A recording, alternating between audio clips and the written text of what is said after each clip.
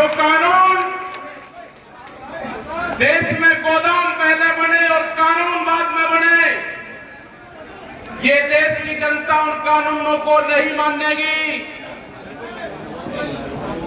अनाज व्यापारी के गोदाम में बंद होगा, रोटी उसकी तिजोरी में बंद होगी। देश में भूख के आधार पर रोटियों की कीमतें तय होंगी। ये आंदोलन किसानों का नहीं है, ये आंदोलन 14 करोड़ नौजवान का है जो प्रधानमंत्री ने कहा था कि मैं हर साल 2 करोड़ बेरोजगार लोगों को नौकरी दूंगा। इनके घोषणा पत्र में नहीं लिखा था कितनी बार बोले कि हम रेलवे के प्लेटफार्म का टिकट 50 रुपए करेंगे, हम ट्रेनों को बंद करके स्पेशल ट्रेन का नाम देके और उसके 4 गुना रेट करेंगे। नहीं लिखा था, इसमें नहीं लिखा था कि 60 साल से ऊपर जो रेलवे में जो टिकट में कम रेट पे मिलता था, जो बेनिफिट होता था आम जनता को, आज वो पूर्ण रूप से बंद कर दिया गया। ये नहीं लिखा था कि रेलवे के कर्मचारी को घटा जाएगा, उनके 4.5 लाख कर्मचारी देश में कम होंगे, ठेका भर्ती देश में आएगी। देश के जितने संसाधन हैं बेचे जा रहे हैं। एयरपोर्ट, एयरलाइंस यही कही थी, एयरलाइंस बिक रही है, एयरपोर्ट बिक रहे हैं, रेलवे बिकी, LIC,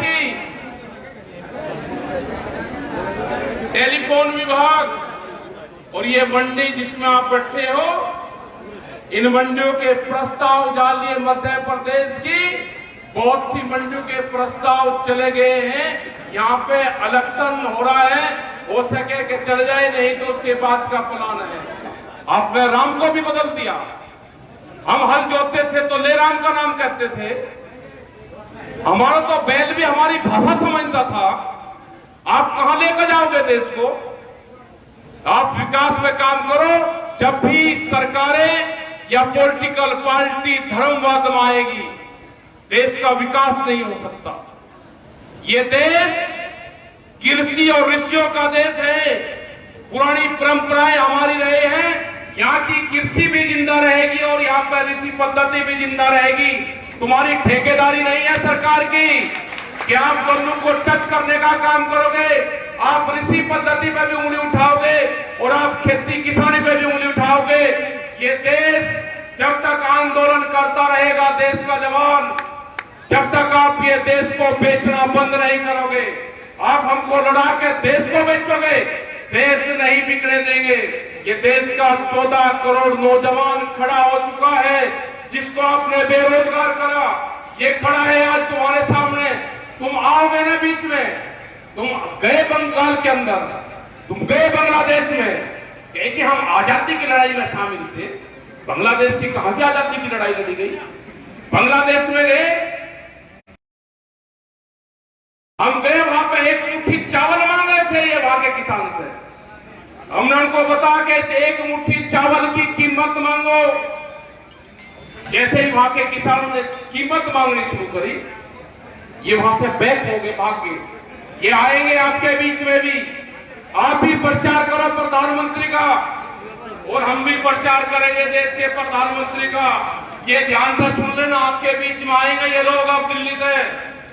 देश के प्रधानमंत्री ने कहा कि 2022 में किसान की आमदनी दुगनी होगी। ये ध्यान से सुन लेना सब लोग। 1 जनवरी से बिकने वाली हर फसल की कीमत दुगनी होगी। देश की सरकार ने कहा 3 महीने का टाइम है। 1 जनवरी से बिकने वाली हर फसल के रेट MSP पे दुगने चाहिए। ये हमारा आंदोलन का नारा होगा। इस मीटिंग का जो मेन एजेंडा सी वो ये सीगा कि असी समझते हाँ कि साडा आने वाला जो समा जोड़े जिस तरह के अजिहे कानून जिस तरह आ रहे हैं, ये एक गैट की देन है। गैट के विचों निकल के आए कानून ने, उसके खिलाफ लड़ाई आने वाले समय के वड्डी पद्धर ते लड़न की लोड़ है। और उस लड़ाई नूं लड़न दे लई ਸਾਡੀ ਜਿਹੜੀ ਆਉਣ ਵਾਲੀ ਪੀੜ੍ਹੀ ਹੈ, ਜਿਹੜੀ ਜਨਰੇਸ਼ਨ ਹੈ ਨਵੀਂ, ਉਹਨੂੰ ਜਾਗਰਤ ਕਰਨਾ ਅਤੀ ਜ਼ਰੂਰੀ ਸਮਝਦਾ ਹੋਇਆ ਅਸੀਂ ਇੱਥੇ ਮੀਟਿੰਗ ਰੱਖੀ ਸੀ।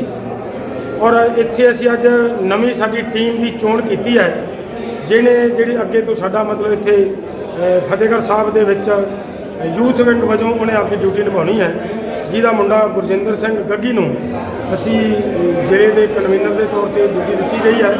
ਉਹਨਾਂ ਦੇ ਨਾਲ ਇੱਕ ਮੁੰਡਾ ਮਨਪ੍ਰੀਤ ਸਿੰਘ ਹੈ, ਉਹਨਾਂ ਨੂੰ ਡਿਊਟੀ ਦਿੱਤੀ ਗਈ ਹੈ। ਤੋ ਇਹ ਕੁੱਲ ਸਾਰੇ ਮਿਲਾ ਕੇ ਅਸੀਂ 11 ਮੁੰਡੇ ਨੇ ਇਹ, ਜਿਨ੍ਹਾਂ ਨੂੰ ਗੁਰਜਿੰਦਰ ਦੀ ਡਿਊਟੀ ਲਾ ਦਿੱਤੀ ਗਈ ਹੈ ਕਿ ਬਾਕੀ ਜਿਹੜੇ ਮੁੰਡਿਆਂ ਨੂੰ ਜਿਹੇ ਜੀ ਵੀ ਉਹ ਡਿਊਟੀ ਸੰਭਾਲ ਸਕਦੇ ਆ, ਉਹਨਾਂ ਨੂੰ ਉਹੋ ਜਿਹੀ ਡਿਊਟੀ ਦੇ ਉੱਤੇ ਲਾਇਆ ਜਾਏ, ਤਾਂ ਕਿ ਅਸੀਂ ਆਉਣ ਵਾਲੇ ਸਮੇਂ ਦੀ ਜਿਹੜੀ ਲੜਾਈ ਹੈ ਨਾ ਜੀ, ਜਿਹੜੀ ਗੈਟ ਦੇ ਖਿਲਾਫ ਲੜਾਈ ਹੈ, ਡਾਕਟਰ ਸਵਾਮੀਨਾਥਨ ਦੇ ਖਿਲਾਫ ਲੜਾਈ ਹੈ, ਸਵਾਮੀਨਾਥਨ ਦੀ ਰਿਪੋਰਟ ਲੈਣ ਦੇ ਲਈ ਜਿਹੜੀ ਲੜਾਈ ਹੈ, ਉਸ ਲੜਾਈ ਨੂੰ ਕਾਮਯਾਬ ਕਰਨ ਵਾਸਤੇ ਸਾਨੂੰ ਲੱਗਦਾ ਸੀਗਾ ਕਿ ਆਉਣ ਵਾਲੀ ਪੀੜ੍ਹੀ ਜਿਹੜੀ ਸਾਡੀ ਉਸ ਮੈਦਾਨ ਦੇ ਵਿੱਚ ਉਤਰਨੀ ਚਾਹੀਦੀ ਹੈ, ਜਿਹਦੇ ਦੋ ਫਾਇਦੇ ਹੋਣਗੇ। ਉਹ ਸਾਡੀ ਅੱਜ ਵੀ ਸਾਡੇ ਇਸ ਮੋਰਚੇ 'ਚ ਵੀ ਸਾਡਾ ਸਹਿਯੋਗ ਕਰੇਗੀ, ਔਰ ਇਹਦੇ ਤੋਂ ਨਾਲ ਦੀ ਨਾਲ ਉਹ ਗਿਆਨ ਹਾਸਲ ਕਰਦੀ ਹੋਈ, ਸਿੱਖਿਆ ਹਾਸਲ ਕਰਦੀ ਹੋਈ, ਅੰਦੋਲਨ ਦੇ ਦਾਅ ਪੇਚਾਂ ਨੂੰ ਸਮਝਦੀ ਹੋਈ ਅੱਗੇ ਵਾਲੇ ਜਿਹੜੇ ਅੰਦੋਲਨ ਲੜਨੇ ਆ ਉਹਨਾਂ ਲਈ ਅਸੀਂ ਉਹ ਪਨੀਰੀ ਤਿਆਰ ਕਰਨ ਦੀ ਕੋਸ਼ਿਸ਼ ਕਰ ਰਹੇ ਹਾਂ। ਉਹਦੇ ਵਾਸਤੇ ਅਸੀਂ ਇੱਥੇ ਮੀਟਿੰਗ ਕੀਤੀ ਸੀ, ਉਹ ਮੀਟਿੰਗ ਸਾਡੀ ਸਫਲ ਹੋ ਚੁੱਕੀ ਹੈ ਔਰ ਉਹ ਮੀਟਿੰਗ ਅਸੀਂ ਸਮਾਪਤ ਕਰ ਚੁੱਕੇ ਹਾਂ। ਜਥੇਬੰਦੀਆਂ ਨੇ ਜਿਹੜਾ ਫੈਸਲਾ ਲਿਆ ਹੈ ਨਾ ਜੀ, ਜਥੇਬੰਦੀਆਂ ਨੇ ਇਸ ਸੋਚ ਤੋਂ ਫੈਸਲਾ ਲਿਆ ਹੈ ਕਿ ਸਾਡੀ ਸੁਸਾਇਟੀ ਦੇ ਵਿੱਚ ਜਿਹੜਾ ਸਾਡਾ ਆਪਸੀ ਭਾਈਚਾਰਾ, ਜਿਹੜਾ ਸਾਡੀ ਆਪਸੀ ਪਿਆਰ ਹੈ, ਉਹਦੇ ਵਿੱਚ ਫਰਕ ਨਾ ਪਵੇ ਅੰਦੋਲਨ ਜਿੱਤਣ ਤੱਕ, ਕਿਉਂਕਿ ਅਸੀਂ ਕਿਤੇ ਨਾ ਕਿਤੇ ਸਾਰਾ ਸਮਾਜ ਆ ਸਾਡਾ ਉਹ ਰਾਜਨੀਤਿਕ ਤੌਰ ਤੇ ਕਿਸੇ ਨਾ ਕਿਸੇ ਦੇ ਹਮਾਇਤੀ ਆ, ਔਰ ਜਿਹਦੇ ਹਮਾਇਤ ਕਰਨ ਵਾਲੇ ਵੀਰ ਨੇ ਉਹ ਫਿਰ ਕਈ ਵਾਰੀ ਉਹਨਾਂ ਦੇ ਵਿੱਚ ਆਪਸੀ ਡਿਸਪਿਊਟ ਬਣਦੇ ਆ। ਜਦੋਂ ਕਿਤੇ ਜਿਹੀ ਘਰਾਓ ਦੀ ਗੱਲ ਆਉਂਦੀ ਹੈ, ਜਦੋਂ ਸਵਾਲ ਪੁੱਛਣ ਦੀ ਜਾਂ ਤਿੱਖੀ ਕੁਐਸਚਨਿੰਗ ਜਦੋਂ ਹੁੰਦੀ ਹੈ, ਉਹਨਾਂ ਦੇ ਜਵਾਬ ਨਹੀਂ ਜਦੋਂ ਆਉਂਦੇ, ਉਹਨਾਂ ਦੇ ਵਿੱਚ ਜਦੋਂ ਉਹ ਜਵਾਬ ਨਹੀਂ ਦੇ ਸਕਦੇ, ਕਈ ਵਾਰੀ ਮਾਹੌਲ ਵਿਗੜਦਾ ਹੈ। ਤਾਂ ਉਹਨਾਂ ਗੱਲਾਂ ਨੂੰ ਕੰਟਰੋਲ ਕਰਨ ਦੀ ਅਸੀਂ ਕੋਸ਼ਿਸ਼ ਕਰ ਰਹੇ ਹਾਂ। ਉਮੀਦ ਹੈ ਕਿ ਸੁਸਾਇਟੀ ਦੇ ਵਿੱਚ ਇਹ ਗੱਲ ਲਾਗੂ ਹੋਏਗੀ, ਔਰ ਇਹ ਵੀ ਅਸੀਂ ਉਮੀਦ ਕਰਦੇ ਹਾਂ ਕਿ ਸਾਡੇ ਜਿਹੜੇ ਪੋਲੀਟੀਕਲ ਪਾਰਟੀਆਂ ਦੇ ਲੀਡਰ ਸਾਹਿਬਾਨ ਹੈ, ਉਹਨਾਂ ਦੀ ਵੀ ਆਪਦੀ ਜ਼ਿੰਮੇਵਾਰੀ ਸਮਝਦੇ ਹੋਏ ਇਹਦੇ 'ਤੇ ਉਹ ਮਤਲਬ ਪਹਿਰਾ ਦੇਣਗੇ ਔਰ ਅਸੀਂ ਇਹਨੂੰ ਮਤਲਬ ਸਫਲ ਕਰ ਸਕਾਂਗੇ।